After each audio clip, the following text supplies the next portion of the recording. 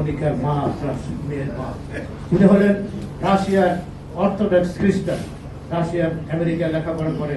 ওই মহিলা দাবি দিল, ইউনুস তুমি যদি আমাকে বিয়ে করতে হয় তাহলে এই অর্থোডক্স চার্চে গিয়ে তোমাকে খ্রিস্টান হতে হবে, তাহলে আমি তোমাকে বিয়ে করব।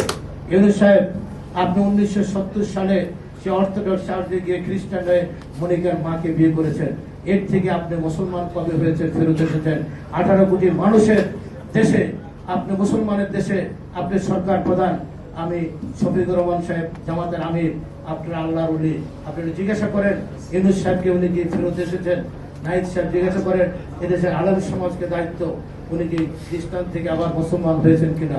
এই কথাটি আমি এখানে বলেই আমি আমাদের প্রিয় নেতা তারেক রহমানের দীর্ঘায়ু কামনা করছি।